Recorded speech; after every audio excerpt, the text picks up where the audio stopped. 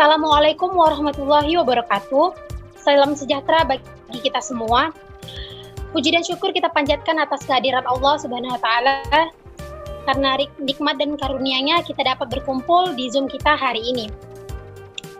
Pertama-tama yang saya hormati Bapak dosen kita yaitu Bapak Muhammad Sapri Lubis STMkom, dan yang saya sayangi teman-teman sekalian. Di sini kami kelompok 8 akan mempresentasikan tentang cara kerja unicorn di Indonesia. Adapun materi yang kami sampaikan adalah yang pertama, pengertian unicorn, yang kedua cara kerja unicorn, dan yang ketiga adalah contoh-contoh unicorn di Indonesia. Sebelumnya, perkenalkan kami dari kelompok 8, nama saya Monalisa selaku moderator. Dan nama saya Yohana Nofrianti sebagai Nama saya Cindiani Nasution sebagai penyaji kedua. Nama saya Sinta Alfila sebagai penyaji 3. Nama saya Nurseha sebagai penyaji keempat. Baiklah, kami akan membacakan materi presentasi kami hari ini yang pertama kali dibacakan oleh Yohana Nofrianti. Pada Yohana, saya persilahkan.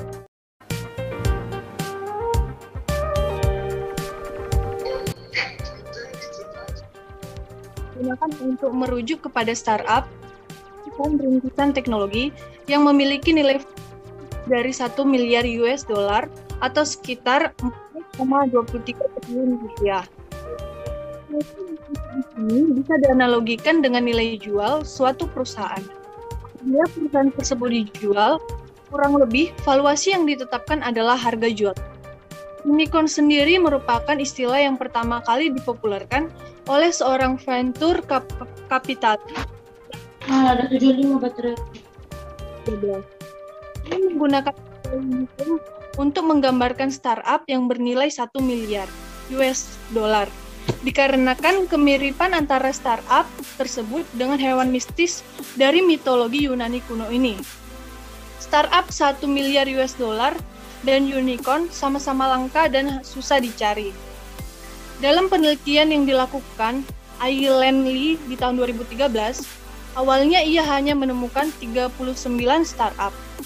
Dengan perkiraan kenaikan jumlah unicorn sebesar 4 unicorn per tahun, namun prediksinya tersebut ternyata meleset. Saat ini ada lebih dari 300 startup di seluruh dunia yang menyandang status unicorn. 4 diantaranya berasal dari Indonesia. Cara kerja unicorn. Yang pertama, membuat langkah pertama. Yang kedua, membuat perubahan paradigma dalam berteknologi. Yang ketiga, fokus kepada konsumer. Dan terakhir, dimiliki secara pribadi. Pertama, membuat langkah pertama, yaitu startup unicorn akan membuat inovasi dan menjadi yang pertama mengambil langkah untuk melakukan hal tersebut.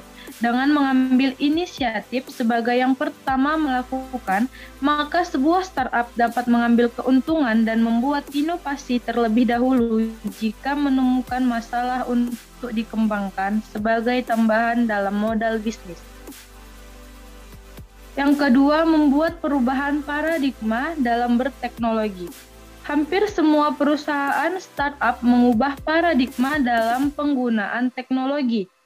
Dengan adanya perubahan ini, maka konsumen mendapatkan kemudahan layanan karena dapat memilih berbagai jasa atau produk dalam genggaman atau suatu tempat.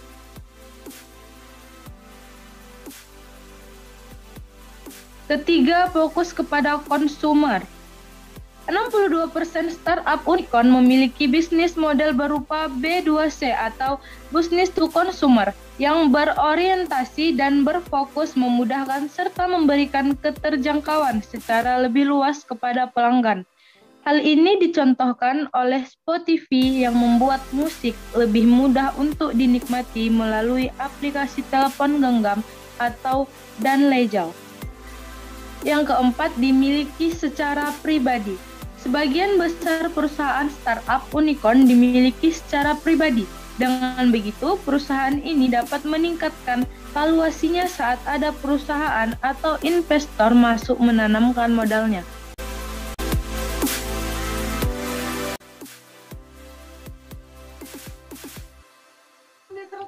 Berikut contoh perusahaan unicorn di Indonesia. Yang pertama, Gojek. Aplikasi Gojek adalah startup pertama asal Indonesia yang diberikan gelar unicorn.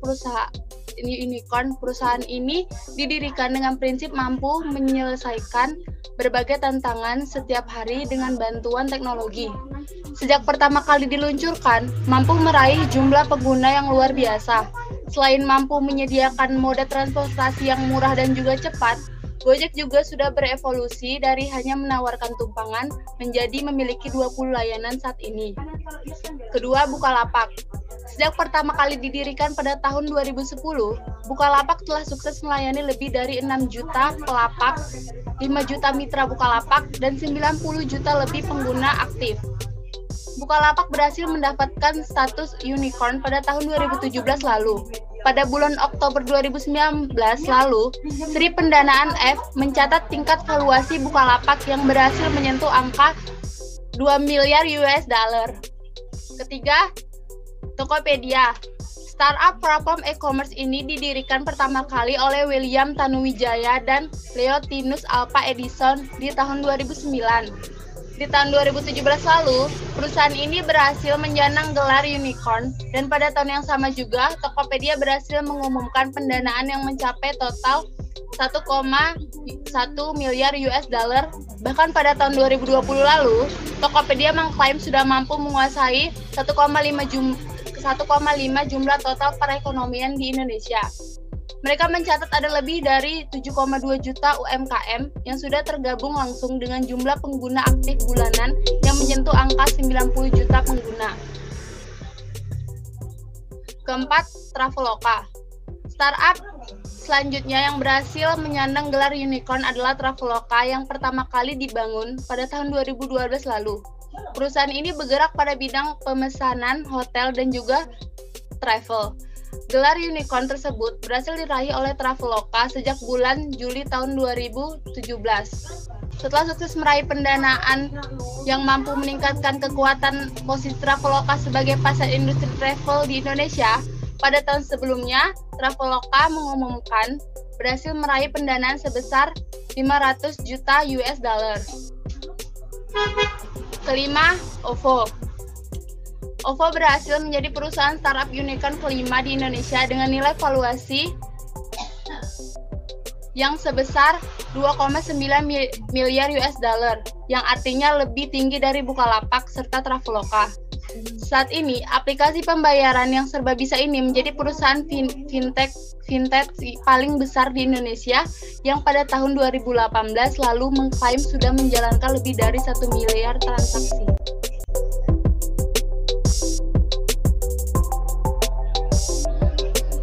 Kesimpulan. 1. Unicorn adalah perusahaan rintisan yang nilai valuasinya lebih dari 1 miliar US dollar, sehingga sudah mantap untuk perusahaan besar lainnya berinvestasi. Sedangkan startup adalah sebutan untuk perusahaan rintisannya. 2. Cara kerja sebuah perusahaan golongan unicorn adalah jika perusahaan startup sudah berhasil mengantongi valuasi dengan nilai mencapai 1 miliar US dollar, otomatis akan dianggap sebagai unicorn startup yang akan berhasil dan memiliki masa depan yang baik di waktu yang akan datang. 3. Contoh-contoh perusahaan unicorn di Indonesia adalah sebagai berikut. 1. Gojek. 2. Tokopedia. 3. Traveloka. 4. Bukalapak. 5. OVO. Baik, saya kembalikan kepada... Baiklah, terima kasih kepada rekan-rekan saya yang sudah memaparkan materi kita tadi. Dari materi ini, kita dapat mengetahui bahwasanya unicorn adalah perusahaan perintisan yang memiliki nilai valuasi lebih dari 1 US dollar.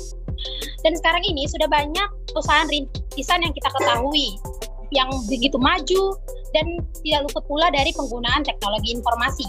Contohnya seperti Gojek. Untuk mengaksesnya, kita memerlukan teknologi informasi dan kepandaian dalam menggunakan teknologi. Jadi, marilah kita menggunakan teknologi informasi dengan bijak dan menciptakan dunia yang lebih baik lagi. Akhir kata, saya ucapkan terima kasih kepada Bapak dosen kami yang telah mendengarkan presentasi kami dan teman-teman rekan saya yang telah memaparkan materi. Terima kasih pula kepada para pendengar yang telah setia mendengarkan paparan materi kami. Baiklah, saya tutup. Wassalamualaikum warahmatullahi wabarakatuh.